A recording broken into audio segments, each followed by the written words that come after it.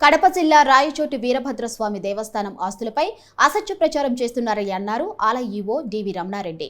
విశ్వ హిందూ పరిషత్ సభ్యుల సుజన్ కుమార్ దేవస్థానంలో 2,70,00,000 అవినీతి జరిగిందని సోషల్ మీడియాలో తప్పుడు ప్రచారం చేస్తున్నారని ఆరోపించారు.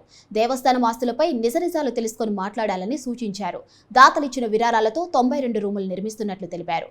అసత్య ప్రచారం చేసిన వారిపై పరువు నష్టం దావా వేస్తామన్నారు ఆలయ ఈవో రమణారెడ్డి.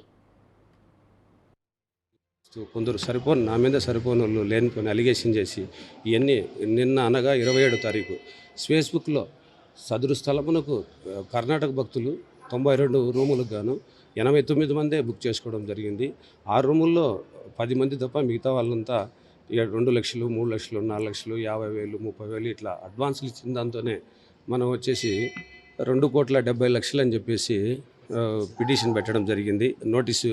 షోకాజ్ నోటీస్ అని ఇచ్చాడు. అతనికి ఎటువంటి సంబంధం లేదు మాకు షోకాజ్ నోటీస్ ఇవ్వడానికి. మా డిపార్ట్మెంట్ కన్నా కాదు, వేరే ప్రైవేట్ వ్యక్తి అతను. ఇలా చేసి దేవస్థానంకి వచ్చే భక్తుల మనోభావాలు దెబ్బతీస్తూ ఇట్లా చేస్తున్నాడు అతను, బెదిరించుకుంటా అందరినీ.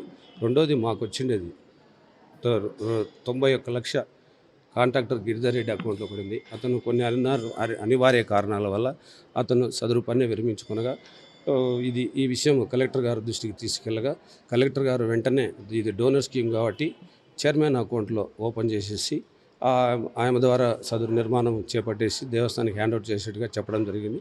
తదనంతరమే ఆయన అకౌంట్లోకి 1,55,00,000 ఆయన అకౌంట్లోకి పోయింది. 90 లక్షలు టోటల్ వచ్చి 2,45,44,000 రూపాయలు మాత్రమే బ్యాంకీ స్టేట్మెంట్లు కానీ రికార్డు ప్రకారం కానీ ఎట్లా తీసుకున్నా 2,45,44,000 రూపాయలు రావడం జరిగింది. గ్రౌండ్ జీపీఎస్ నుంచి గ్రౌండ్ ఫ్లోర్ నుంచి 4th ఫ్లోర్ వరకు ఇప్పటి వరకు జరిగిన మా డిప్యూటీ ఎగ్జిక్యూటివ్ ఇంజనీరు వాళ్ళు ఎస్టిమేట్ వాల్యుయేషన్ మేరకు 2,52,00,000 అయిందని చెప్పినారు. ఈ 2,70,00,000 వచ్చిందని అతనికి ఎవరు చెప్పినారో సుజన్ కుమార్కు నాకు తెలియదు. దానికి సంబంధించిన ఆధారాలు నా దగ్గర ఉన్నాయన్నాడు. అతను చూపించి చేయాలి, ఏదైనా ఇట్లా వచ్చిందే అని విచారించేయాలి.